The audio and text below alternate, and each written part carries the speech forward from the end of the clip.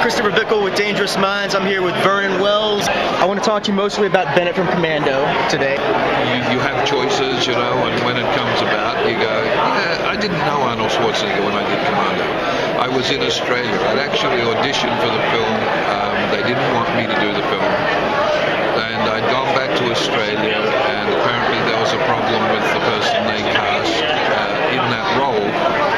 And about 6 weeks into their production, they rang me in Australia and said, you know, get your butt on a plane and come back. So I actually flew to America and got off a plane, had my head basically shaved, had my beard shaved off, and put on a costume that was really a little too small for me because they really didn't have me there to do all the proper measurements, so they were going by what I said, which didn't kind of work.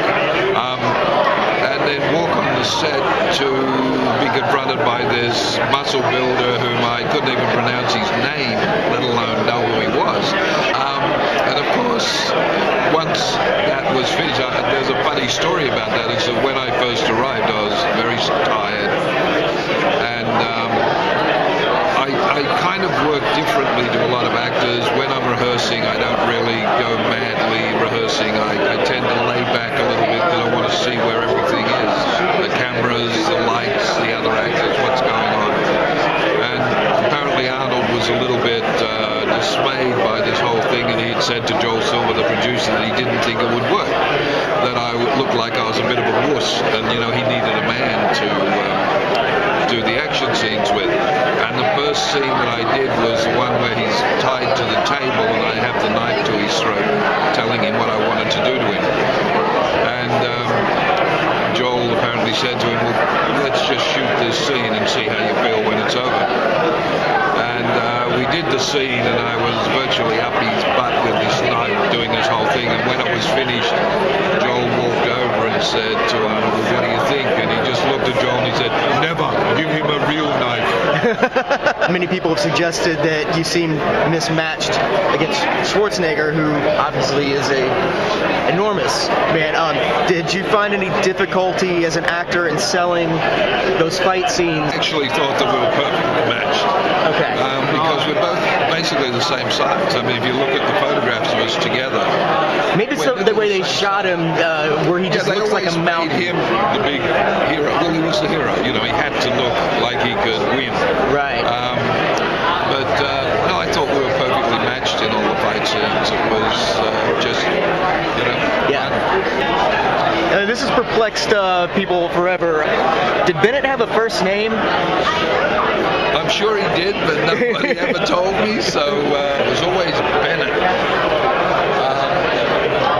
And it was John, because you never, John Matrix, and they never really said Matrix a lot, it was always John. So we could call him... well, that was always interesting, too, that Matrix would refer to Bennett by what we assume is his last name. Bennett felt more personal. Yeah, because it was John. Always that... Well, the whole thing between the two characters was that Bennett always considered himself to be the better man. So it was that macho, you know, one-on-one, see who could survive. Right. And that was what the whole fight in the end was about, was there could only be one. Well, speaking of motivations, what do you think was the motivation behind Bennett's wardrobe? The motivation behind Bennett's wardrobe? I think that he was totally the one-off, that was just his way of being. You know, he'd like to be different.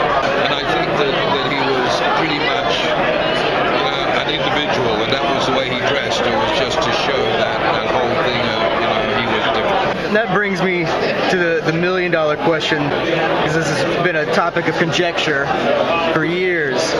Could you imagine a possible scenario where there was a Ben-Hur style unrequited love between Bennett and Matrix, and that might have pushed him over the edge? Is that within the realm of possibility? You know, there's this whole thing that they say that love and hate are a very fine line, and whichever way you step is what you become. You walk that line, and you can either go into love or hate.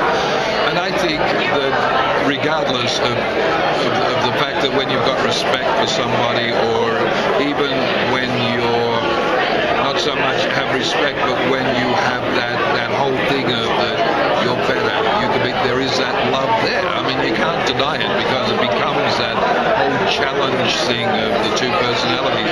And I mean, people have said it all the time to me that there seemed to be this thing, and I think there was. It was more. It wasn't a sexual love. It was a bro love. You know, it was like understanding what the other person was, but still feeling that you were better than the other person, wanting to prove it. I never ever found that there was anything within those characters that was sexual. Well, so many people have read that into it. Yeah. Do you think it's just the Freddie Mercury look is the reason why people read that in? I think it was a lot of the things I did. For instance, with the knife, when I've got the knife and I'm running my hand down the knife and I say, "Welcome back, John, I'm so glad that you made it." People put an inference on that was sexual, when it wasn't. It was more of a satisfaction. Right. It was like, yes, now I get the chance. Do you think people kind of read a sexuality into it where, Matrix is like, put the knife in me, like that's. Oh yeah, I mean that was. There's definitely a subtext there. It was totally walking a very fine line. But you think that was an unintentional subtext? I think it was an unintentional subtext that just became stronger because of the two people doing the roles. I think if anybody else had been doing it, probably wouldn't have come out that way. It would have been more of a challenge than anything. But I think within the context of Arnie and the way I did it, there was still that admiration for each other. I think he respected who I was, I respected who he was, even though I thought I was better than him. Do you think that Bennett was a fan of Freddie Mercury? That's funny, because I never ever, and I don't think anybody else looked at it and went, "Oh my God, he looks like Freddie Mercury." And it was funny because Freddie Mercury to me was just the ultimate. I loved his singing and the whole thing. And then suddenly being told that I looked like him in the film, I think was so much fun. And it would have been so interesting if he had have lived to see that, and then this whole thing about me looking like him, what he would have thought of it. Yeah. It would have been, I think it would have been fun. It just would have been nice to have heard what he thought. And I'm sure he was up there looking down going, "Oh my God." Matrix famously gets the last word. Let off some steam, Bennett. I hate small talk. I think it was too much pressure for you, Bennett. Can't take the pressure, Bennett, huh? If Bennett could have gotten the last word, what do you think he might have said? Bite me, asshole.